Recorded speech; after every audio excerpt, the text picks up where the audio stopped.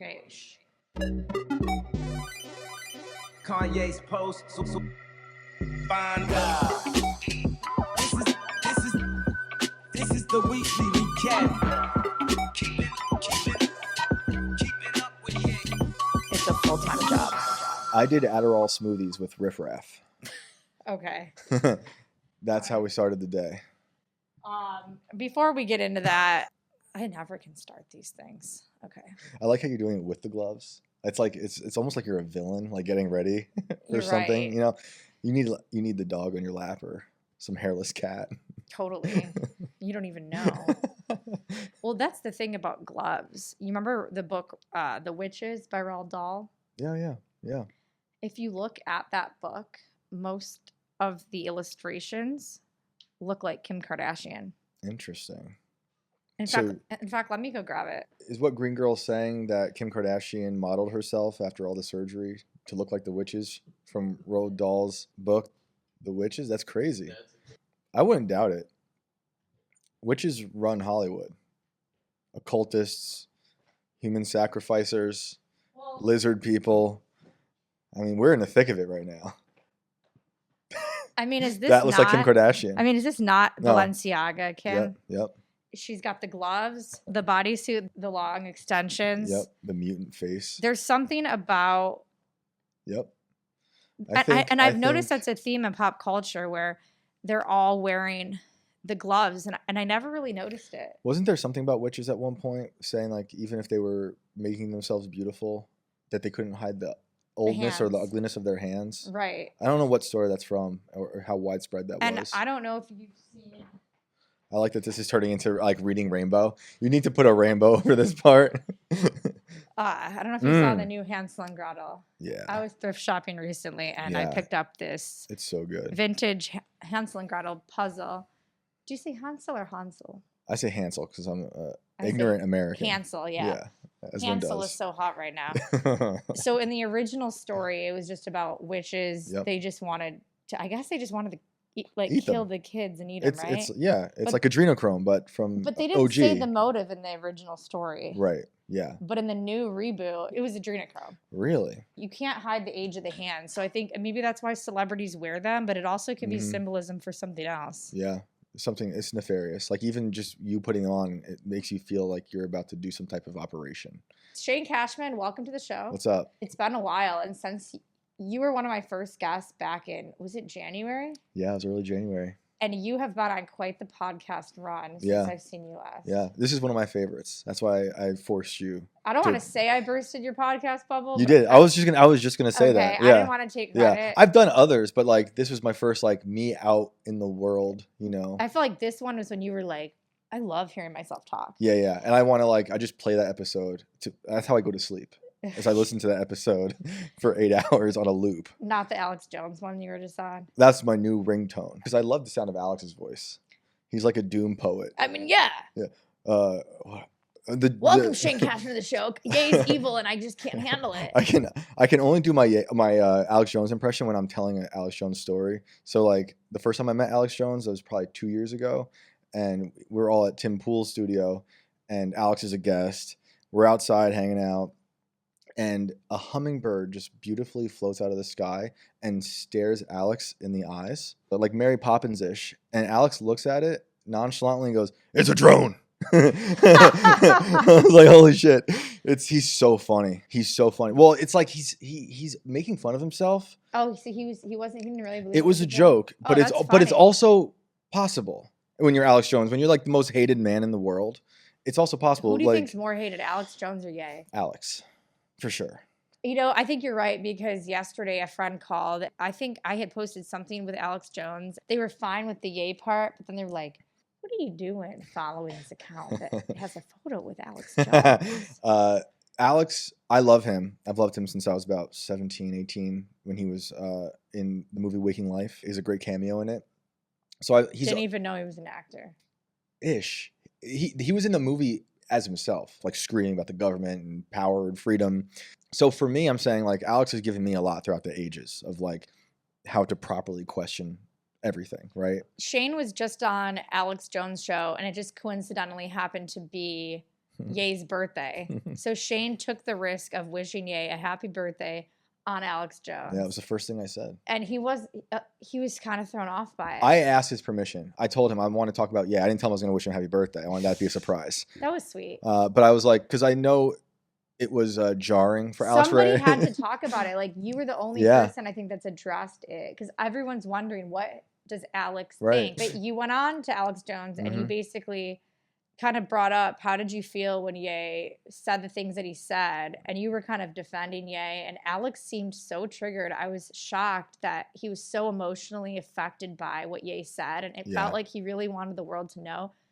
I wasn't in on it. Yeah, he kept saying I wasn't in on it. I wasn't in on it. It sounded like he got a lot of flack. Yeah, oh yeah. And but I'm like, from a guy that's so controversial, why was like this the one thing that set him off? It's because I think he doesn't look at Ye like we might. And like what I was going to say is Ye, a lot of people can forgive Ye for saying crazy stuff because he's given us something out of art, right? Like he gave us some of the best music of all time, in my opinion. So people can sometimes overlook it or have an easier time overlooking that stuff. For Alex, for most people, they didn't get like the things I'm describing. You know, they just see the crazy man in the headlines who's been sued for like the amount of a small country.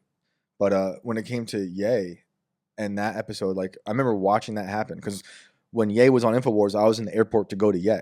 Yeah. So like the world is burning down. And for anyone who watches that clip, Alex is really uncomfortable the whole time. Totally. And he's trying to like be like, you talking about, you like the way the suits looked, right? I actually thought Alex was a great host on that episode. I thought he held his own. I love him. And he just was totally, he did not expect it. He told me that he showed up, Ye showed up with the net and the Yoo-hoo. And the chocolate didn't milk. know anything, that had no idea. The mask went on all of a sudden and then Ye turned into what we all saw. Joker mode. Joker mode. On the show, he seems very upset at Ye. Like, he's not over it. Not over it. I think it kind of scarred him. And I think it's because since he's the most hated man, and I think he's like unjustly the most hated man, that he was now going to get a lot of unjust arrows indirectly because of what Ye had done on the show. People are going to blame Alex for giving him the platform. Of course. And they're going to wonder if he's in on it. Of course. From what I can tell, Alex is genuinely not in on it, had no idea. I think he felt like his show was hijacked, for sure. Because he hates Nazis. He's been called one, and he literally hates Nazis. He hates evil. He hates bad people. He likes freedom. He hates authoritarians. And then it definitely went against his beliefs. Totally. He has railed against Nazis forever. He thinks we're under Nazi control right now, which I agree with. So I don't want to go down that path, but you did an article about Ye. You did an article about Alex Jones. Yeah. But you got the most flack for your article about Eliza Blue. Yeah. That was like right after I saw you. People were coming at you hard. You were getting called a lot of names on Twitter. It's funny because I remember talking about how I like the villain on the show last time I did it. And then you became the villain. But it wasn't because I sought Not to even become though the villain. they were calling you simp. Simp. I'm cheating on my wife. I'm living on the farm with her. All the things. I love the things people make up a lot of conspiracies about, but then it makes you wonder, like, are the conspiracies we think false too? That's why you need to always keep yourself in check with conspiracies. Yeah. Because when you're the object of one, exactly, you understand like, okay, that's totally false. Or like, I work with people who are way high profile in like the Twitter world or YouTube world. And so I'll be with them while they're trending for the most ridiculous stuff that is obviously false. And people can like put themselves in a state of psychosis where they truly believe that that's the truth. Oh yeah. And like, so I wrote this story about Eliza because she's known for being like human trafficked. That was her story. And she got in a lot of podcasts for it, a lot of notoriety. And then she also said Ye reached out to her. I don't know if that was true or not. Yeah, I set them up. When I was with Ye, he was super like, I'm going to have a campaign that's going to take care of human trafficking. And I didn't even know Eliza at that point, but we had mutual friends. Oh, so you linked him. I linked him up. And we had a group chat. So then Ye definitely hit her up. Yeah, we talked, all three of us. Oh, wow. Yeah, Does Ye use the lowercase or? I don't have my phone. I think it was lowercase, but like he texts. Phone? It's over there. Oh, like, he texts very specifically with like, It's almost like poems, you know. So it's like a line and then a good space. It's aesthetically very pleasing Oh, how he that's texts. cool. I've stolen it from him. He I like doesn't to text that way now caption too. his stuff like that. No, yeah, his when he on Instagram, his captions are Well, terrible. it's kind of harder to like leave spaces. You have to like put it in a note app and then Yeah. copy and paste it to Yeah, that. I don't know. I yep. think he just kind of like goes into stream of consciousness when posting. Yeah. So since you've been on the show, he's deactivated his Instagram. It was a bummer because like one of those older posts I wrote for him. I was like so proud of that Instagram post. Which one? Of the one where we said Elon was a clone. You wrote that? I wrote that. Yeah, I wrote that. I have audio somewhere of me and him writing that whole thing alone in his hotel room for an hour. We sat there going back and forth about what would be funnier and like what words. And like I told him we should add Zuckerberg and talk about Obama. And we tried to make something that was the most ridiculous. It was his first post back to Instagram when he got back on, and this is right after the InfoWars thing. So he had just been banned from Twitter. So all these things are going through his mind. And we went to Bible study that morning and then to church together. And I was there with his homeless spiritual advisor.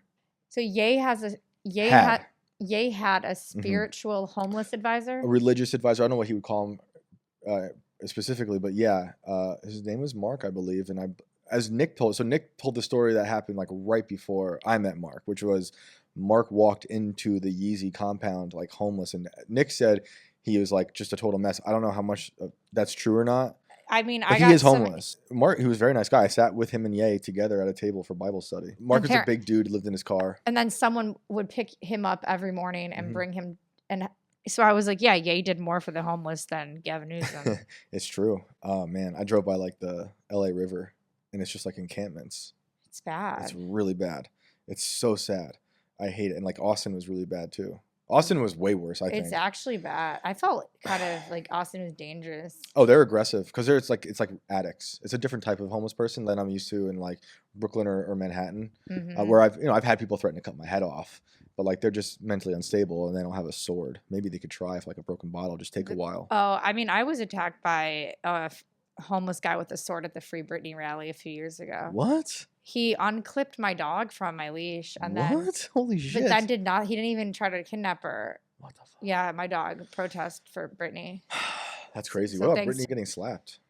Well, how does nobody care about Britney getting slapped? It's crazy. People care more about Jonah Hill's ex being told not to post a thirst trap than Britney Spears' pop icon getting slapped. I feel really bad for Britney Spears. It's just like a series of misfortune and events for her, and nobody cares. She's in a nightmare. When I look at her, it reminds me of one of my favorite movies, Mulholland Drive, by David Lynch. When they open the box and everything changes. Wow. And like they open the box on Britney, and her life is like in a fucking nightmare. It's so sad. She was I love Britney secretly in middle school when I was only listening to like death metal, and like thrash metal and hard like gangster rap. I was like, man, Britney Spears is like the best. You had Oops, I Did It Again on repeat on mixtapes I made with like Marilyn Manson or like NWA and stuff like that. I really wish we could bring back burnt CDs. I love burnt CDs, cassettes. I was kind of like a privileged kid because I got a CD burner for Easter. A CD burner? For Easter. What the hell is a CD burner? I never had one of those. A CD burner? I don't know what where you that could is. put any song you want. Instead of buying a CD at the store, you'd go on Napster, LimeWire, download the songs, and then you'd burn them onto a CD. Oh my goodness. I was really poor. I lived on a horse farm, and I had like 5 channels on the TV and no internet till college. I mean, my family was poor too, but we weren't that poor. I mean, we leased cars. Like we didn't have enough money for the Disney Channel, but we did have cable to watch Nickelodeon. We didn't have air conditioning. Like I had box fans. Yeah. So I'm grateful for the air conditioning today. Very much. Yeah, thank God for the air conditioning. I'm especially grateful. No, But- CD burners are cool. I'm sorry you didn't have that experience. Yeah, Now no. I feel like a fucking bitch. Yeah, Speaking of seriously. rich people, I was at a party last night. There's all these booths of like artisans. It was like men in overalls and big floppy hats, robes. I felt it was rich people cosplaying as enlightened because every single booth was 10 times the price of what it should have been. Right. Like linen pants for $278. Oh my Lord. Big ass robes like $560. A little essential oil, a potion that they think is going to change your life. Mm-hmm. This is the type of like spiritual shit, new age shit that I'm not into. Well, we are in a like revival right now, whether it's for religion or for like new age stuff. And I do think that these people truly do believe that they're helping and that Oh, they're yeah. doing something. For sure. Well, there's also people who just take advantage of it. Like, Where should we go with this? what's happening Are with people Ye? going to be mad I had a CD burner? Are they like, oh, No. what a privileged They're gonna bitch? no, they're gonna be happy. They're gonna go buy one right now. Your next episode is actually gonna be brought to you by a CD burner. I don't think they exist anymore. They must. Everything's coming back. Everything's coming back. Did you have one stencil? Fucking rich. He wasn't people. I just didn't get things. You know, I remember getting a CD. My parents were one of those parents that like didn't have a lot, but Mhm. they gave their kids everything. Yeah. And that's why we're so messed up now. I grew up on a farm where like everything revolved around the animals. That's all life was. You wake up at like before the sunrise, you take care of the animals, you go to school. I didn't get to do anything fun except for like I was like a barrel racer. I raced horses Wow. for 15 years. Were you in the rodeo? Oh yeah, it was crazy. So that's what. Yeah. Yeah, it was crazy. My dad had all his teeth kicked out, his all false teeth. I've broken bones on horses. I've been bit, thrown, fallen on top of. My sisters are still in that world. I got out. I left when I was 16. Well, I'm from Attica, New York, the biggest rodeo town. One of the biggest. Interesting. Did you ever? No, I haven't been up there. That's like way up. That's like actual upstate New York, Stencil right? refuses to go because he's a vegan. So just so you know, he's judging you. While you're judging us for being not poor, we're judging you for being a part of the rodeo. I'm glad we can reciprocate. I was a pescatarian for like 20 years. Listen, Okay. we don't need to get into the dietary Yeah. restrictions. I eat meat now though, so I'm sorry. But you know what's funny is like everyone was super mad at Ye about how he had food just laid out on tables. That was weird to me. What? The food on the girl was weird to me. Well, that's a Japanese tradition. Yeah, still weird. Why? I just think it's odd to eat off someone's body.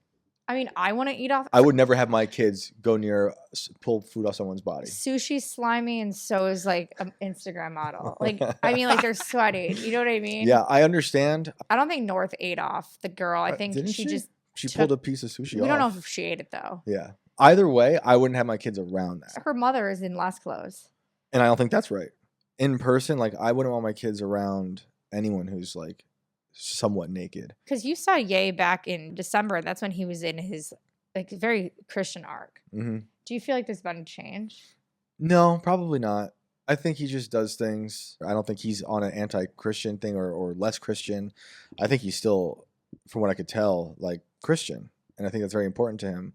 It's just like, I would not do that. Just because I wouldn't do it doesn't mean it's not like whatever. Why wouldn't you do it? Because you think there's sweat I don't on think the it's sushi? No. I just don't think it's appropriate to Oh, have I kids just around think it's- people like laying down with food on them. There's just something about it that to me is inappropriate. You didn't For a find it cut. artistic.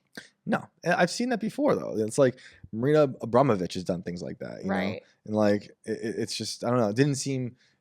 I don't know But why Ye he did compares it. himself to Maria Abramovich. He also doesn't like her though. I think He also said Kim is a combination of Marilyn Monroe and Maria Abramovich. that's a terrifying mixture. Well, he said it in his It's Instagram post, in a terrifying. since deleted Instagram post. I don't really. I'm not a big fan of Marina Abramovich at all. I appreciate that. I just like that kind of art at its basest. I just think it's inappropriate. Like even the way Bianca dresses around the kids, I think is inappropriate.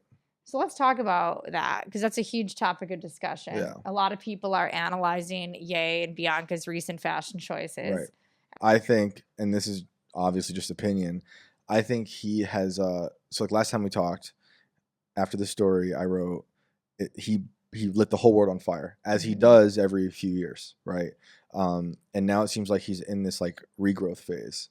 In that the new part of the cycle where he's like making something new, he's a new version of himself.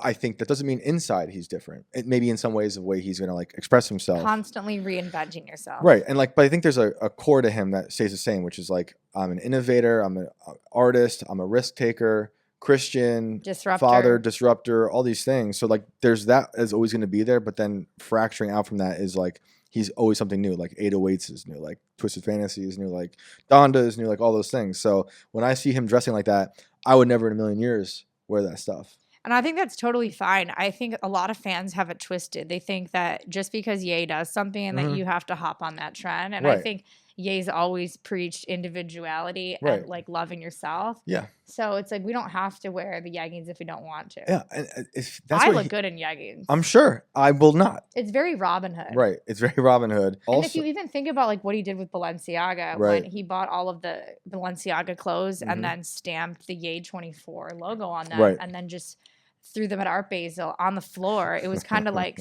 stealing from the rich, giving to the poor, kind of devaluing. True. He's like he That's a sold good it I look think at for that. $20 to $30. Yeah. That's It's kind of showing interesting. how You're onto something because it's almost you could relate that Robin Hood idea to the way he put the clothes in those bags. totally. It's like he stole them and he's like, I'm just dropping it here, you guys.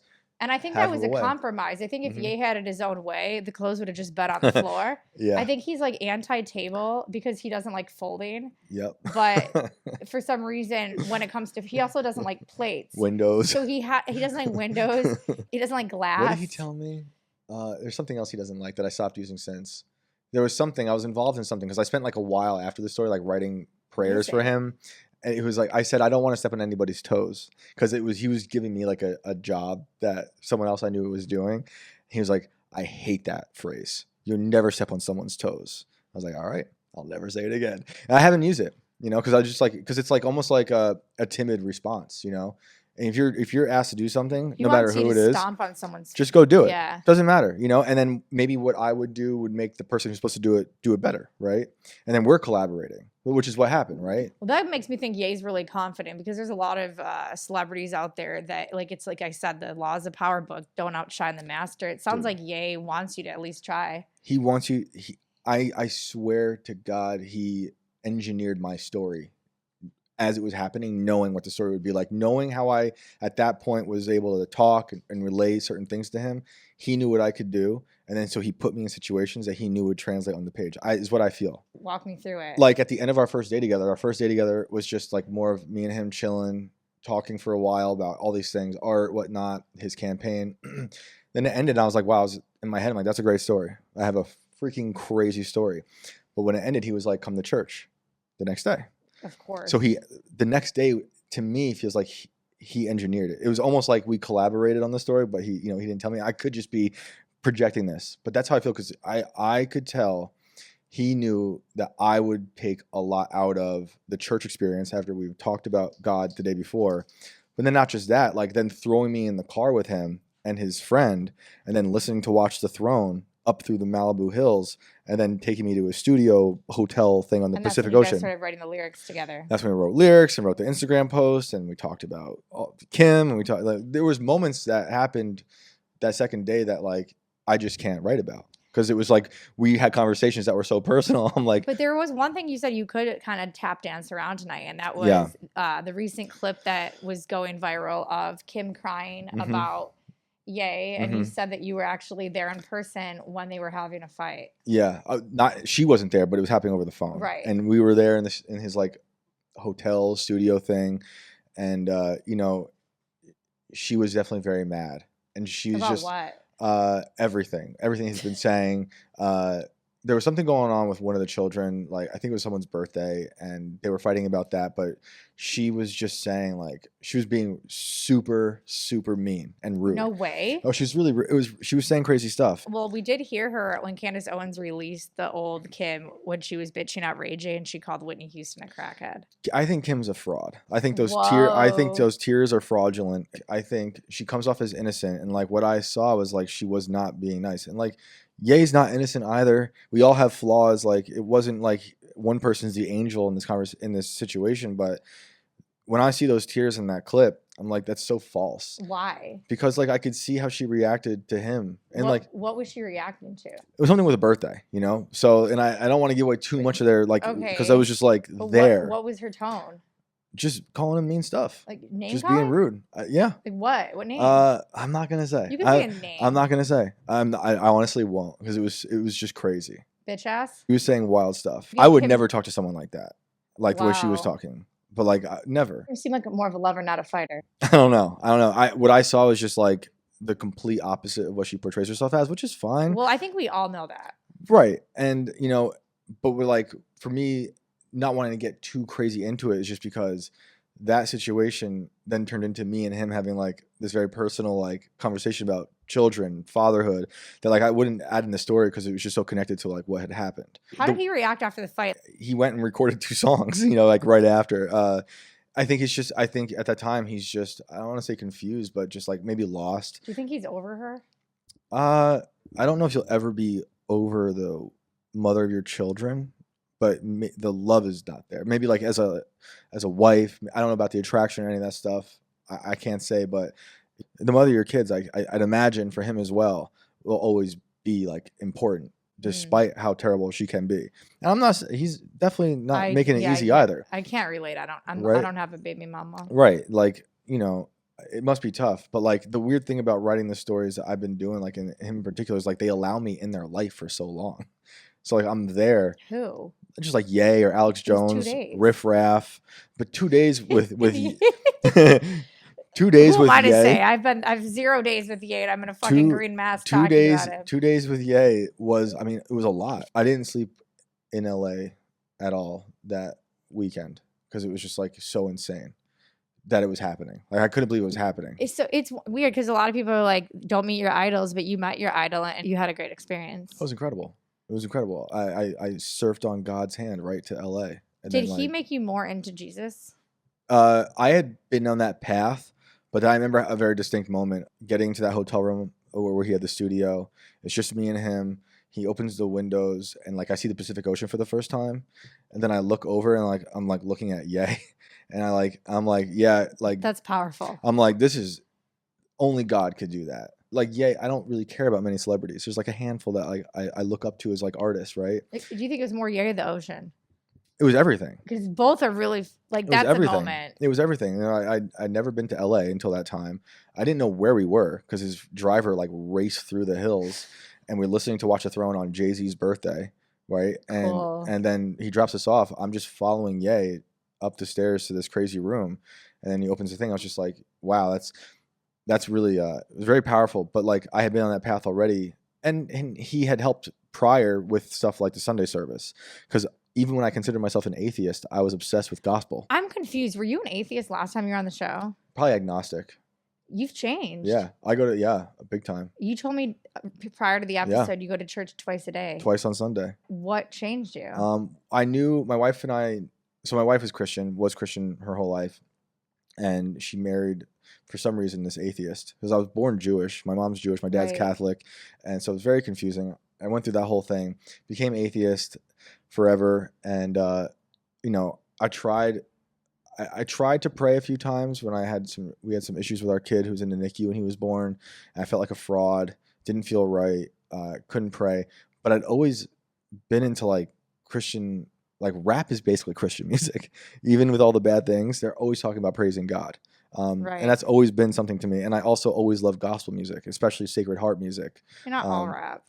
Not all rap, but there is a lot of, Is Fetty Wap talking about that? I don't know, but I wouldn't be surprised if he mentions God 1738. or Christ. Like he's brought up a lot in rap, even when they're doing all their sinning. And maybe that's why. It's because there's so much sinning and They need forgiveness. they're looking for forgiveness. That's why I love Catholicism. We can kind of fuck up and then go to confession. Yeah. So all those things were happening. And then I was on that path. We moved to West Virginia. We realized like I knew my kids need a religious foundation. A lot of people do it for their kids. And I knew like they should be Christian. My wife's Christian. Let's do it. And I'll just like pretend is what I thought. I thought I'll just like I want to show up. I want to be a good example. I'll go to church with them. I enjoy reading the Bible. Like I like the Bible. Since like it's when? just always my whole life. Oh, last time you were in this chair, you were not into God. I probably just didn't talk about it. No, we I didn't talked have about it. What did I say? I think you said that you're agnostic. Yeah, which doesn't mean I'm not into the Bible though, because the Bible's I've always loved the Bible. One of the craziest stories. It's the best book ever written. It's so wild. Like everything you want in there is in there. I just downloaded the Bible app. I want to read it from start to finish. They have like a plan where you can do 10 minutes a day. Mm-hmm. It's the best. Then part of me is like, shouldn't I read it from the actual book? Like, is it kind of weird? I do both. I met this girl at an event. She was awesome. And she was telling me it was like probably the trippiest stories she's ever read. And she feels like It's more philosophy than anything. It's literally everything. And then she said the New Testament is a lot about what Ye preaches. It's very much love speech. Radical love. And I met this girl at Gay Pride. Mhm. So we were kind of having Funny. this moment where That's like funny. we were seeing people like almost butt naked with like talking about like, do these people need to find God, or is God all accepting of all people? And she was saying in the New Testament, it was a lot more accepting. There's a love. It doesn't mean you have to accept Love certain things, speech. but there's a love, like, which is why I was defending Ye for saying what he said on Infowars. I see everything in the Bible. I see like rap lyrics that are like the best diss lyrics ever. Like in the Bible. Oh man, in the Psalms, there's a line that I was repeating a lot when I was under attack by like what felt like the whole internet about it said, I think it's Psalm 5, the mouth of my enemies is an open grave. That's a good lyric. It's so good. And like the Psalms are also like love poems to God. Is that what got you back into the God, is when you were under attack by trolls? It pushed me further.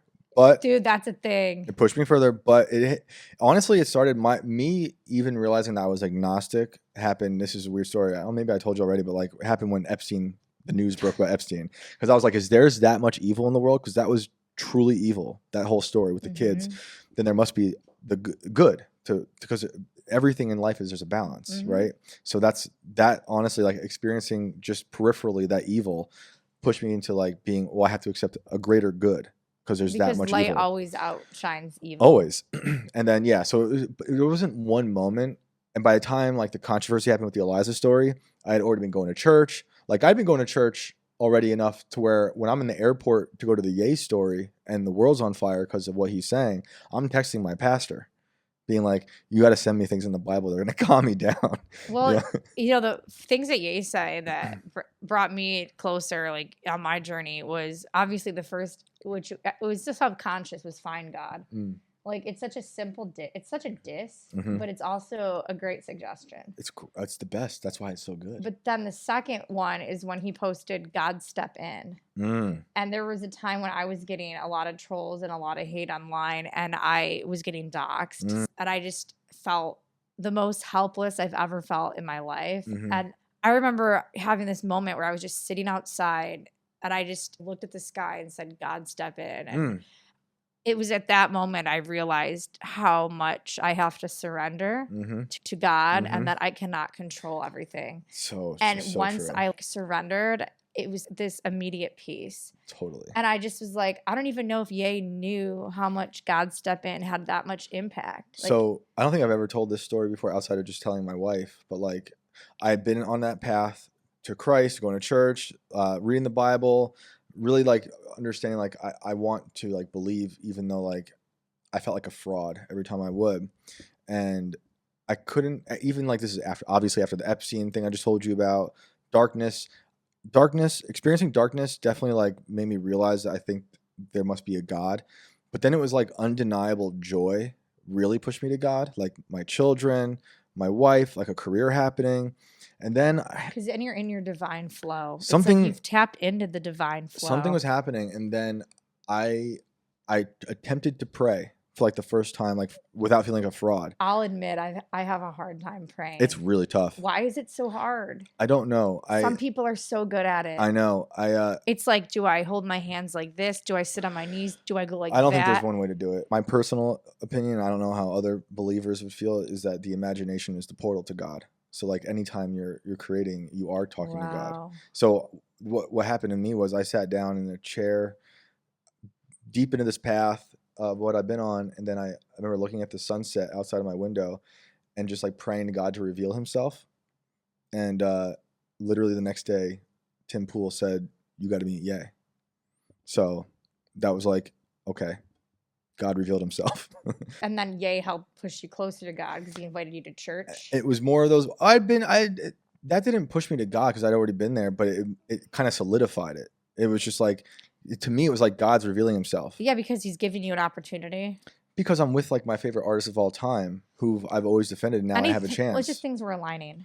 Things were aligning, and then by the time I get to the controversy, he opened up a door. Oh, he did. I mean, the biggest door of all time. The biggest door, with the greatest artist of all time. With because of him, like every other opportunity opened up to write the stories I've always You're wanted right. to write. You're only here because of that. Literally. I wouldn't even have known you if it wasn't. Seriously. And now you've been on Alex Jones, all these other. I've got to interview Carrie Lake, like I was with her at the election trial, like all these like ridiculous things that never would have happened without Ye giving me the opportunity. So do you almost feel like once you surrendered and like allowed God to kind of guide you, things that you've just been on path? I've been on a path, but like I've always been the way to be like even the negative things you can turn into a positive. So it's not like saying like there's not negative stuff that still happens in my life, and I've always battled with like depression and anxiety, and like those things are always there. But now I have like a new shield against that. Totally, because you realize like this is a lesson. Oh yeah, and it's like a good test, and I'm trying to prove myself not just to my family but now to God. And then so by the time the controversy came around, I had been pretty deep into this path. That the only thing that I really learned out of that now was how to pray for my enemies, because I would have been like way more relentless. Honestly, and then once you, totally, because then you realize they're hurting. Oh, they're hurting. They don't. If someone is on the internet and they're that upset at someone they don't know, it's because they're coming from a place of lack and they're hurting. Oh man, I had people reading my stories for 2-hour live streams, just ragging on me, and that might have hurt me more like prior, but I was just like, thank you. And I'm praying for you. So since you've seen Ye, a lot of things have changed. He's now working with Dove Charney. Yeah. Stuntzel used to work at American Apparel. What did you say about him? You said something funny about that guy. He was just a character. He was real short. He had a squeaky voice. He had a ton of lawsuits against him. Oh, it was that time? Oh, yeah. So he said he was funny and had a squeaky voice, but also had a lot of lawsuits against him. Interesting. Kanye has that American Apparel girl line on Twisted Fantasy, right? In the very beginning. American Apparel was a great brand. I actually kind of wish it was still in business. So I'm excited to see what they're going to do together. You should work with them to put out a green girl mask. That'd be perfect for American Apparel. It's like the same thing. Yeah. Let's do that. So he's working with him. Mm-hmm. He's definitely got, I think, music and fashion in the works. Mm-hmm. And now I guess Nick's off the campaign. Ollie's like it. not really part of it at the moment. Yeah, never was, technically. Kind of an advisor on the side. Ollie said he had turned down the position, right? Ollie turned on the position, but they were still friends. But yeah, he was like advocating for the campaign and whatnot. So like the way that Bianca and Ye have been dressing lately, from like the leggings, whatever you want to call them, the slippers, things, whatever. I don't like them. And I said earlier that, in my interpretation is like it's like Ye starting over, like after a forest fire. It's like we're in regrowth. Also, though, thinking of Bianca, we talked about this last time, a primitive futurist. The way they're dressing is kind of primitive. It's like future primitive, right? And it's very, very simple. Again, not for me. And very comfortable. Not for me.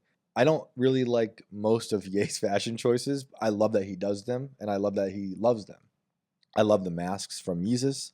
But my favorite like fashion era of Ye is the black suits leading up through the Good Fridays into Twisted Fantasy. Like there was something so powerful and classic about those suits, while also making some of like the best music in the world. Well, and it's what you like. And I like black. Look at you. Right. I like black, and there's just something very like it's timeless. He puts a lot of things out for different. Mm-hmm. I mean, I was wearing the Shutter Shades back in 08. I was in New York City a lot. Why are all of Ye's fashion choices always impairing your vision? You couldn't see in the Shutter Shades, and you can't see in the mask. That's funny. I wonder why. It's like because the true vision's inside. Yeah, maybe he doesn't want us to see the material. But then it's like, okay, he's dating like the hottest chicks in the world. So yeah, no, I think he's just like he likes pushing boundaries. He's always experimenting. He's putting himself constantly in places that make people uncomfortable. And maybe he's even uncomfortable in the very beginning, and then he uses it as a superpower, as he usually does, like with all of his weaknesses that he puts on display, and makes them like something strong. And then he turns those into cultural trends, and then he moves on from those, It's crazy. A lot of fans are really annoying right now. A lot of fans they just want Ye's music. Like, unless it's an album, we don't want to hear about it. And I just feel like he said in so many interviews that he wants to do so much more than music. Yeah. But I think like someone said today, those fans that are thinking in that way, they're probably younger, because if you're an older fan, you understand how cool it is for Ye to have impact on things on more of a global scale. Like there's more to life than just having a great song. He's always wanted this, right? And like that other thing, that clip of Kim crying is also so fraudulent, because she's like, I want the old Ye back. I'm like, he is the same Ye. Just because he's wearing different clothes and saying slightly different things, it's all from the same place. It's all out of love. He's the same innovator you married. You were with him during Yeezus. But Right? then you have to wonder, I mean, who's the higher ups that are telling her that she has to say that? The Clintons. Right. She's tied in with the Dems, and we know She that. loves them. I would have been heartbroken if I were Ye running for president in 2020 and my wife tweeted out that she voted for I forgot about that. whatever. Like, really? I would have divorced that. Like, dang. She should have just not. You said didn't have to say or it. just don't say anything. You didn't have to say it. I mean, I think that's like where the relationship really kind of Honestly, took a turn. your husband was weeping on stage about the idea of aborting his own child. And then you're going to turn around and vote for the other person? Well, she was Who's upset that pro-abortion? he was exposing that information. Oh, says the reality star who exposes literally everything. Who's like, I don't want to tell my children certain things about my father, but I'll say everything about him on my show. Well, that's the thing with Kim. She keeps saying, "Oh, I keep everything private. I want to protect my kids." No, she just waits 6 months to capitalize on the story. Exactly. Because they need storylines. Mhm. So they both talk about each other. They Mhm. just do it on a different platform. And maybe And I prefer Ye's because I like that it's authentic and that yes. he's not making money that's what I out was of going to it. say, is that they both do it differently. But I also appreciate the producer brain that is like, oh, let's monitor the way he uses his creative, all of his anger and pain, and he puts it into his music. Since Kim doesn't have musical talent and Kris Jenner, they're like, oh, well, let's use all this pain and put it into our reality show. Right. They're doing the same thing. But there's no shelf life to that reality show, right? Like what Ye is giving us is like he'll give us interviews and say things, and even those have more of a shelf life. I don't even watch the show. I just post the clips that Shade Room. Yeah, I've never watched that show. I can't stand them. I actually think Kim's really smart. You know, I think she's done a lot of things that I really do like as a businesswoman. Like what? Well, first of all, her businesses are killing it. Also, there's a rumor that Ye sold his stock in Skims. I heard. Yeah. Do you believe that? You know that it's fake if it's in the news. Well, it wasn't in the news. It was in Pucker News. So I've never even heard of Pucker. I wouldn't believe it. If it was in Pucker News, I kind of am like, maybe it's real. Yeah, I don't believe like 98% of what I see in the news. But so Pucker News? Have you heard of Pucker? No. So then it probably is real. It's like probably that could be like your blog. Maybe. You just don't know. If like you don't hear from him, then I don't believe it. But he's not saying anything. But with her, what else I like is like I like that I think it was a rideshare program that she was trying to do with Trump and Ivanka with people in prison, like during prison reform, which I hate the prison system. We need to totally destroy the prison system and also, a lot of other things. But she was setting up rides for people who got out of jail to get to work, like job interviews. Like, that's great. I thought that was amazing. So those are things she does that I really do like. Whether or not it's just because she thinks people are going to like her. Like, I don't care, but she became the face of it, And also, I appreciate whenever she brings up the Armenian genocide because people don't talk about that enough. And somehow the Kardashians have become the face of the Armenian genocide. And, Trump didn't recognize the genocide. I probably lost your audience at this point. I speak Turkish. Yeah. You used to work for the Young Turks.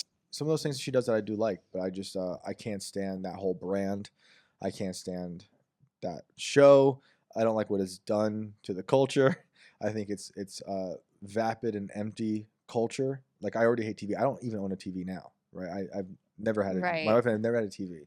And that to me symbolizes like some of the worst of television. I mean, if you look around my living room, I don't have a TV. You don't. I didn't notice that last time. Yeah. I like when people come over and we can talk instead of like you kind of gather around like the TV. It becomes like this other thing. Well, Shane, sadly, not everyone has friends. So consider yourself privileged. Hey, this is what I get for not having a CD burner. Sometimes you got to think about the privileges you have. Real people in real life. Maybe that's why you have haters online. Yeah. This is their way of they want to be my feeling friend. connected. They really just do want to be my friend. If you just said one nice thing back to them, they'd probably be like, you know what, buddy? I've converted fine. haters. That's what I'm saying. I have online. They would have like so many screenshots of me on their phone that they're just constantly posting on my Twitter. You should see my phone. It's all screenshots of you. Maybe you're the anonymous people who are after me. It's me. I'm the problem. It's me. That would be amazing if that came out to be you. But like, I just tell them like, oh, you're doing a great job. I love that you love me so much. Thank you. Well, so what do you think's next for Ye? Music. I think so too. Music. He did that one show, that one thing that you tried going to, right? The fashion thing that you had to like. when he played Self Control on our friend Malcolm got cast in the Yeezy fashion show. Oh, nice. He walked in, Ye answered the door. He didn't even realize it was Ye at first. And then they just hugged and nodded. And that was it. He signed an NDA. He really couldn't tell us much. Right. But I met a lot of models. A lot That's of them were funny. complaining that it was a really long day. It was really Oh my God. unorganized. Can people just like buck up? Our sorry. friend said it was annoying. He said a lot of the models were just complaining because it was a long day on set. And I was like, well, that's like every day on set. Seriously. I I was a mean- background actor for like a year. You know how it Just- is. You you sit in just a sit weird around. you sit in a weird room on a cafeteria chair. Exactly. You just sit around, you eat some shitty food from craft services, Totally. and you wait around for someone to call you. But you don't get a cool t-shirt that has a small neck hole like all those models got. Right. And like, who cares? Like, that was the same argument people had when he did the fashion show at the Life of Pablo Madison Square Garden hearing. Remember? That people were waiting forever outside Oh, and all that right. stuff. And there was another Yeezy, the first Yeezy fashion show people were complaining about. People get swept up into the orbit of Ye. Yeah, they can- this is the Ye show. That's We're what all it just is. living in and it. it might, like, maybe at some point, one of us will be in that orbit again, or for your first time. You kind of honestly don't know. You'll catch him in the season. That's what it is. And we're between seasons. So when people Right. complain about, we're not getting music, like, dude, he always takes time. And he has, like, what was Kim saying about, oh, he's become so controversial. I'm like, woman, He's always been controversial. he's been controversial since you met him. He's been controversial since day one. And the controversy is what kept them growing. Yes. Right. She's taken a strategy out of his playbook. Controversy Oh, sells for the Kardashians and for Ye. He created her. He literally created her. She was allowed to go to the Met Gala because of him. I mean, she's got to be shaking in her boots that Ye's so happy with Bianca. I wonder. People are like, what's going on with Ye? I'm like, he's banging his wife. right. He's happy. That's he's what married. Yep. He's happy. Mhm. That's what's happening. Yeah. And he's probably making music, working on fashion. It's so funny that he must have been like talking to her when I was with him because he named that song Bianca Sensori. Yeah, sensory overload. Yeah, sensory overload. Right. I was like, oh, I thought it was about censorship. Like this title. It all made sense when they got married. Do you think he's a clone? No, I know. I'm so happy. I haven't seen that in No. a while. who knows? Anyone could be a clone these days, but it doesn't seem that way. It is surprising that he invited Milo back out of the campaign. That was kind of out of nowhere. It's not surprising to me. I told him to bring Milo back on. In the beginning. Why? I think Milo's an evil genius. Okay. Like I think he's an actual genius. I've been a fan of Milo's for a long time, and then I was with him that day when Ye called randomly. I was with Milo when Ye so called. you like because Milo? You've met came in. Milo. Oh yeah, we've hung a few times. You don't think he's trying to sabotage him because there was rumors that he don't. wants Ye to run independent, I know. and Yeah. because he doesn't want him to disrupt the GOP. The GOP's been disrupted. That's The just what GOP's trash. they're saying. That there was a rumor today with Milo on Ye's campaign. It's going to be a worse if he decides to run. It's going to be worse than 2020. Like they're saying that Milo's been hired to sabotage the campaign. Anything's What do you possible. I think? don't think that's true. I know like him and Nick and Ollie have like really bad blood, and it sucks because they're all like smart in their own ways. Like I don't know Ollie like that, and like Nick and I had those days together, and Nick and I disagree on a lot of things, but he's a really smart young kid, and I think he also likes to push buttons like Ye. But I've followed and read Milo for freaking a decade, and then hanging out with him. I don't think he's nefarious like that. I think he knows how to be nefarious when he has to be. But I think he's really smart and like a political. Oh, that's what I was gonna say. He's a political strategist. Like he's kind of like wickedly smart like that. He's really good with language. He knows how to get his point across. I think he's cringe with his language. Oh, I like it. What do you I think is don't cringe like- about it? I don't like people that use big words. I love it. But I'm a nerd. I just think there's a time and a place for a big word. I don't think it's necessary at all times. Yeah. Like Ye says "earth," and Right. Ye's a genius. Right. Well, I also I love Hemingway, and Hemingway kind of like stole his whole way of writing from the Bible, which is very simple and direct and powerful. There's not a lot. There's no big words, and mostly it's like one syllable words. So I love that. I love minimalism. But I also like crazy big words, because I'm like a freak poet. I mean, and I like love that stuff. maximalism, just not in writing. I was thinking about this recently. I love the balance of both. If you can balance minimalism with maximalism, which is Like, what Donda is. It's like, did I really need that Hansel and Gretel puzzle? Yes, you do. Like Yes. a minimalist wouldn't have that in their No, home. no, a minimalist would have like way less. But you're close though. Like this is one of the more minimal places I've been in a while. It's just because I don't know how to put up wall art. Our house looks like a circus. It's just a lot of colors that don't go together. Is there anything else that you want to touch on? There's some. Well, we started by saying I was with Riff Raff, and I never went back to that. I don't know if you were going to keep it or not, but I wrote. I don't know if you think your audience knows who Riff Raff is. I think people know who Riff Raff is. Yeah, I guess we can. We'll start. We'll just end it how he started. You did Adderall with Riff Raff. Yeah. What do you mean Adderall smoothie? He would put Adderall in a smoothie. Like strawberry banana. Strawberry, I think. Banana. I think there were grapes in it too. So Riff Raff has an Adderall prescription, even in the shortage. Yeah. Damn. Yep. And we just kind of like hit it off on Twitter, and then he liked my Kanye story, and then I asked him. I was like, "Can I write a story about you?" Because I love Riff Raff. Really, like, genuinely have liked him and his music for a long time.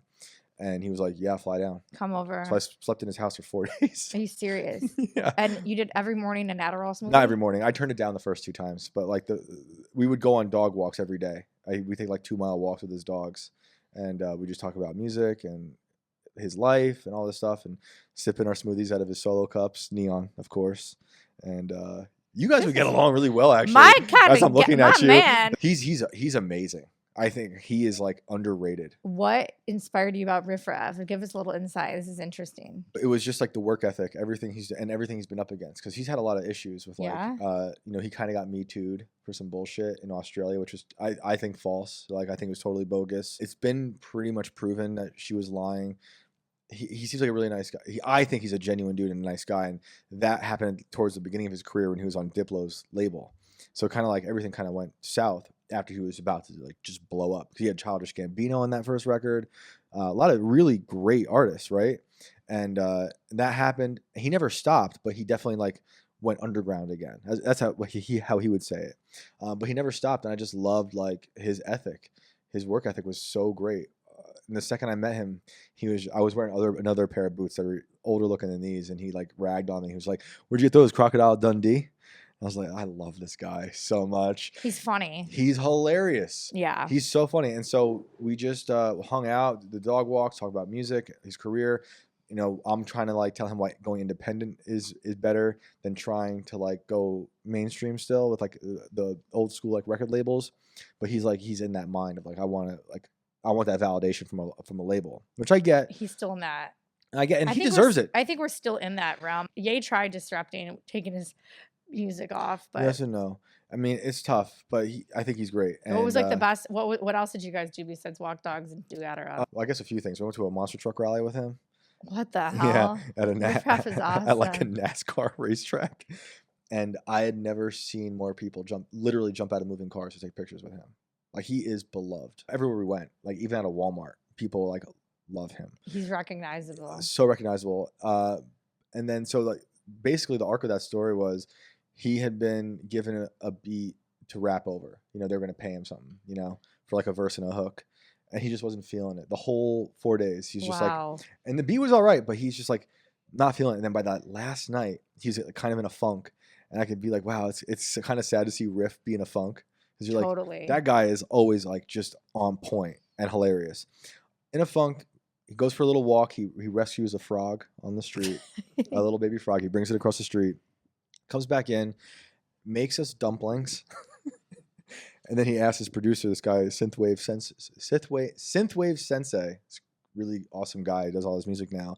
He's like, play these new beats. And so he plays new beats, and then like his mood just flipped. And then we were up to like 4 or 5 in the morning, and I watched him record like one of my favorite Riff Raff songs, and like, you have to fucking release that song. It's so good. It's so fucking good. And he just like right off the top of his head. What changed? He just needed a different beat. I think people send him beats that they think he'd like. Oh, so it was a new beat? It was a new beat from someone else. Got it. And he had told me previously, like, he'll know within 2 seconds if he likes the beat. Mm-hmm. And it was like, you know, someone he knew, and I think he felt obligated to do it. So did you ever get that one done? I don't know. He might have, not when I was there, but then his buddy put on these other songs, and like instantly it was just like the whole mood all he has lifted. to do is take Adderall, and then he can get done the work he doesn't want to do. That's like the whole I don't even know if he was on Adderall. That's at like that the whole point. point of the drug. It's like taking it just to do the work you don't want to do. Yeah, it was pretty cool. So like from midnight to like 5 in the morning. What a weird pairing, you and Riff Raff. Yeah, he interviewed me. It might come out soon. I'm on his podcast. What did he ask you? he asked me about Kanye's ceilings. Yeah, he was like, how he said, what did he say? How tall are Kanye's ceilings? I said he has no ceilings. Oh, that went over my ceiling. What does he like about Ye? I think they're very similar because they're both outsiders. They're both kind of pushing their boundaries. If you listen to the beats that Riff chooses, they are really strange. And only someone like Riff could rap over them. Maybe Childish Gambino, people like that, or Ye. But they're very interesting. They're always like weird, like backwards synths and lots of space Yeah, it's between not like the your 808s. typical beat. It's not. So I love that about him, and he's always pushing that. And I also like that he is constantly like unplugged from the real world. Yeah, he's rescuing frogs. That, but like he's never really addressing like negativity. He's a very positive person. I'm not trying to compare myself to Riff Raff too much, but I made dumplings before you got here. I think you're like Miss Riff, not in like that you're married. I don't You've want to been, take it you've been away. around Ye, Alex Jones, and Riff Raff. Who do you think I identify with the most? A little bit of all of them. Alex Yeah. Jones, Oh really? yeah. I mean, we got into some witchy stuff in the beginning. Don't even be like, I see. All of us are, we can see ourselves in all of these. Yeah, we're all a little bit of each of them. You like a lot of people. I love people. Is there anyone you don't like? Anthony Fauci, Joe Biden, a lot of the Republican Party, Lindsey Graham, Pelosi. Would you hang out with them though if they invited you over for dumplings? I'll talk to anybody. That's what I'm saying. Like, talk to if anybody. Nancy was like, "Hey, let's eat pad thai and watch me get a haircut," because that's what I did when During lockdown. salons were closed. Yeah. I would totally talk to her. I'll talk to anybody. They might not be happy with what I say in the story. I just feel like you're so nice that you'd have a hard time writing a negative story about someone. I've said negative things about people in stories. It's your whole, what is it? Your psychotic optimism. Yeah. Oh wow. Yeah. It is. But like I think when people deserve some pushback, I will give it. But they've never been the focus of the stories I write. What do you think a night with Fauci would look like for you? Kind of like something out of like the Crusades, like the Nuremberg trials. I feel like he would order like Olive Garden, and then he would just go to bed early, and you In just his have coffin.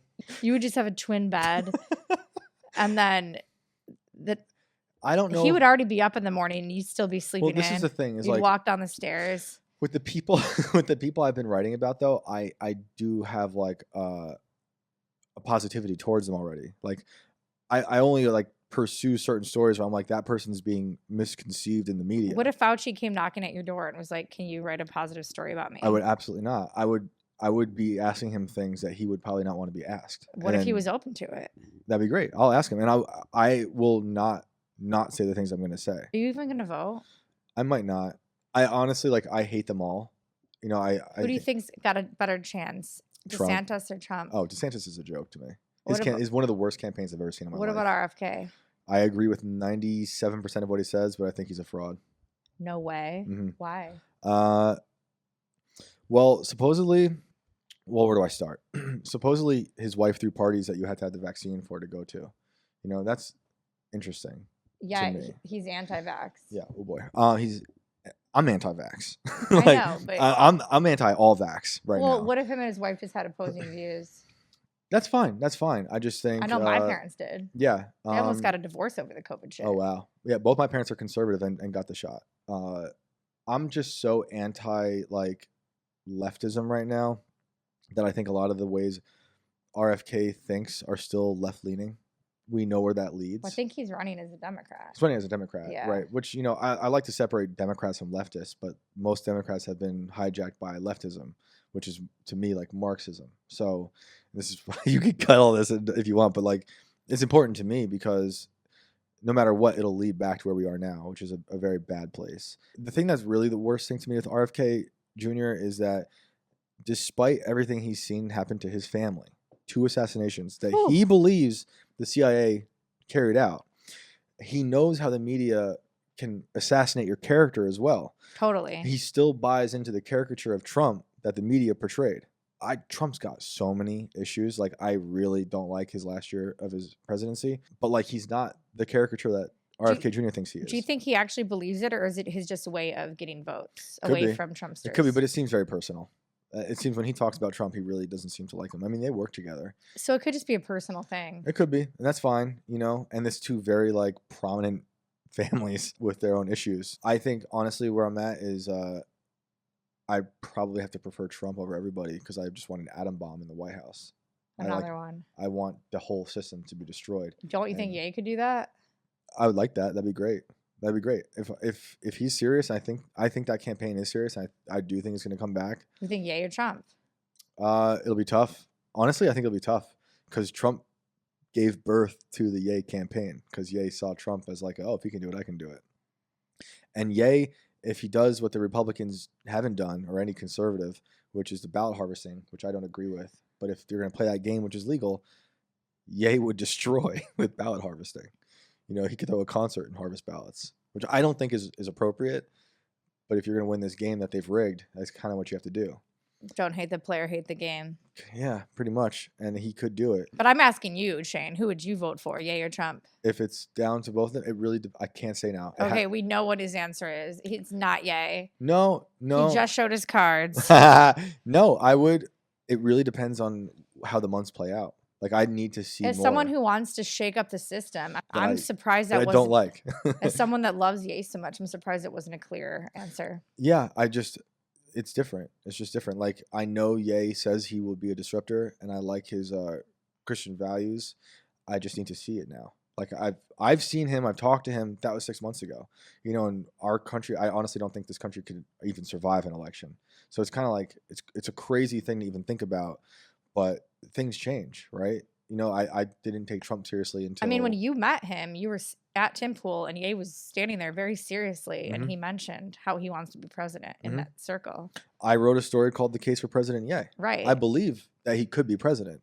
I just need to see it now because it's been kind of like on pause, right? I want to see what he comes out with because he could change a lot of things. You know, if he starts saying things I don't agree with. Apparently he wants to move away from a lot of the divisive things he was saying and move towards a more, he wants to run independent. So it would come down to what he now defines as divisive. Is it just the things he was saying on InfoWars, or when is I it like divisive, conservative? it's because I'm trying to not say the word. I mean, that's fine. You know, I like that. I also think we're in a world where you can get away as a politician or someone wanting to be a politician and say the craziest stuff and still get away with it, like what Trump has been said. Trump has said many things, and he still became president. I mean, when I'm on those telegrams, I see a lot of people that used to be big Trumpsters saying he's a fraud now. Yeah, I don't know. He's lost a lot of his extremist followers. Yeah, probably. I just don't know. I think he's very weak. I think Ye actually and Nick made him look extremely weak after that meeting in Mar-a-Lago. You know, that first time we saw Nick and Ye and the blue together. sweatshirts. Yep, and I was like, Trump fumbled all over that situation. Trump did talk shit about Kim, and Ye defended her at that time. Yep. There were so many things I liked about Trump in that first term, first 3 years, like lots of great things that most people on both sides should have appreciated. You know, in terms of like, I'm anti-war, so I want to go after whoever's going to be the most anti-war. Ye loves war. Yeah. I love war. I don't know how he's going to feel about war on the global stage, but we'll see. You know. I think he loves war when it's Adidas and Gap. Yeah. And I told Ye this to his face. Like, I don't think he's going to want to drop bombs over Baghdad. Nice Outcast reference. Andre 3000 supposedly has a CD, an album coming out. I said CD.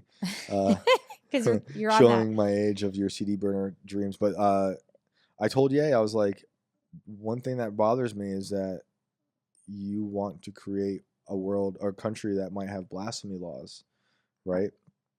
If you do that, like that, to me, destroys art and free will. It's kind of like imposed censorship where, you know, maybe rap videos could be banned or who knows. It depends how you define blasphemy. What does Ye want to do? They were talking about blasphemy laws, like passing laws that would make it illegal to do certain things. And it's like, but then how do you define blasphemy? Well, I mean, then what about Bianca with the tape on her cross? Right. Who knows? Like, how do you define blasphemy? That's why I am. Because it's always like the intention behind the act. Right. You have to ask. And then every like church, every different denomination could define it differently. And he wanted, I know at the time he was saying he wanted every single person to be Christian. That's unrealistic. And I also didn't agree with that. Even though I understand. You understand it. I believe in free will. I believe God gave people free will. I don't think, and this country is kind of founded on that freedom. Well, it sounds like now that Milo's on the campaign, he's kind of moving Ye away from some of those. Milo put out a letter, I think, saying he was dismayed with the Alex Jones thing. Milo and I had very different interpretations of that situation. Today I posted a letter that was circulating around where Milo wrote to the California GOP saying, how dare you associate me with Nick and Ye? I'm not an anti-Semite. In fact, Ye outed me as a Jewish person. and I would like you to please reconsider how you wrote about me. Right. Yeah. It's a pretty terse letter. He had a few digs at Ye in that letter, yet Ye still. It's an old letter. It was from January 25th. Yeah, Written, to the California GOP. Yeah. So But when I was out despite there, that letter, Ye still brought him back on. Yeah. That could have been Milo doing damage control for Ye. maybe I mean, it seemed like Milo was really distraught, and I don't know what happened He when I called went out Ye a there. celebrity with a short attention span. He Right. said, like, how does a celebrity with a short attention span know Right. that I'm Jewish and you don't? He knows exactly what to say to hurt everyone, and that's why I appreciate him. I mean, he I don't think he was the biggest fan of my story, and he called me. He was like the first person to criticize me. way. It was great. Milo did? It was great. What I did he loved it. say? Well, when I met him the first time, I was like, I can't wait to be criticized by it because he had my book. I'd given him one of my books. He didn't like it? No, I think he did. I don't know if he read it or not, but he didn't have anything bad to say. He probably didn't read it. No, maybe not. But he was like, I'll give you some criticism eventually. This is way before the Ye thing or anything like that. And then with the Ye thing, he was just like, well, people liked it because Americans have low standards. I was like, that's amazing. True. That's amazing. And it is true. And I told him, like, thank you. I love that. I've liked him because he says those things to people. Not that that was really meant to be that hurtful. I don't think he meant it to be that because I agree with him. I appreciate because he was like, I think he was pushing me. And my next article after that, I think was even better. So you think this could be a good thing for having Milo on the campaign? Yeah. Ye asked me in that hotel room what I thought about Milo. And I told him I think he's a genius. There's a lot of things I probably don't agree with on Milo because Milo says a lot of things like, I think he said. I just never trust a guy with that haircut.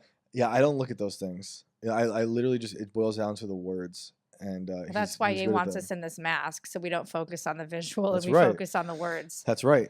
But I told, I think he's really smart. And I told him I wish he was a part of your team still. I just think there's a lot of conspiracies with Milo. People think he was sent to sabotage Ye's campaign. People say that about Nick too, though. I don't believe either of those. I've never heard it about Nick. I was Oh, told really? that that was Ye's choice, that Milo just kind of popped up at a random time. Like right after Ye said his mom was a sacrifice, less than a week later, Milo was photographed with Ye at the Waldorf Astoria drinking champagne. And it's the first time we see them together.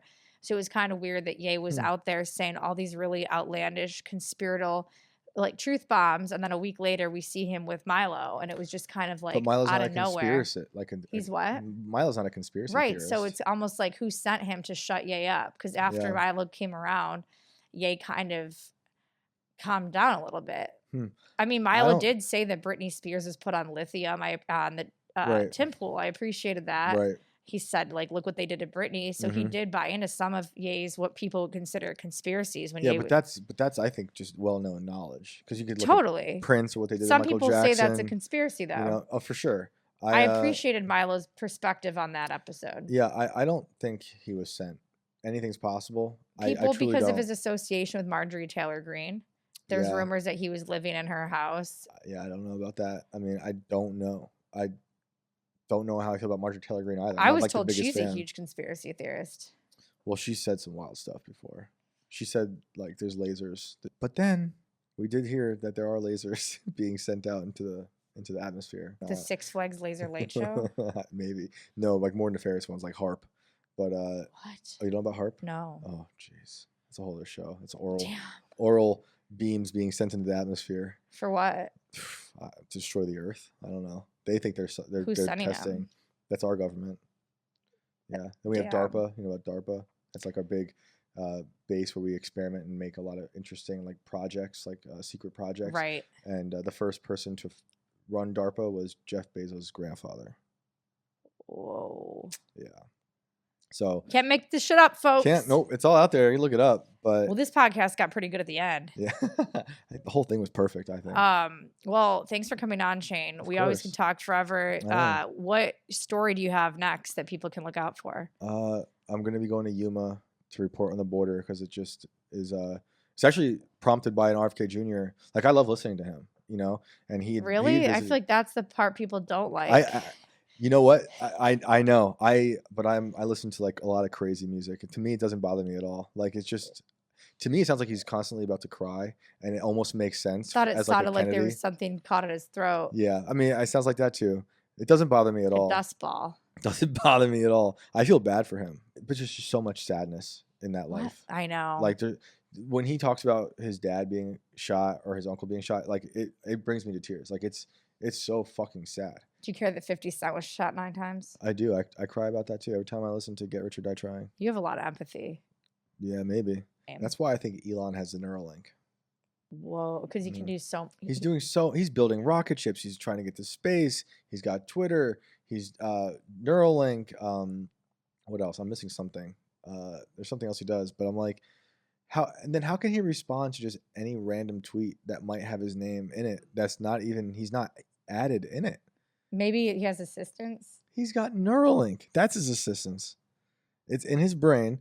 The FDA just approved human trials. For Neuralink? Mm-hmm. Are you gonna do it? Hell fucking no. I'm Hell anti playing God. That is playing God. I have mixed feelings about Elon. Oh, I do too. Yeah. I love what he's done with Twitter. It's been a lot of fun. It's like the Wild West, but Neuralink is evil. Well, thanks for being on the show, Shane. You guys Of can course. find him. It's at Shane Cashman on all platforms. That's it. Besides TikTok, because he was deactivated. Yeah, banned for life. You're not a TikToker. I hate TikTok. It was I was not blessing. good at it. Yeah, God stepped in. You're way better. Yeah, God definitely I stepped don't. in. Technically China, but overall God. We will see you guys next time. That was pretty good. That was awesome. It's a full-time job.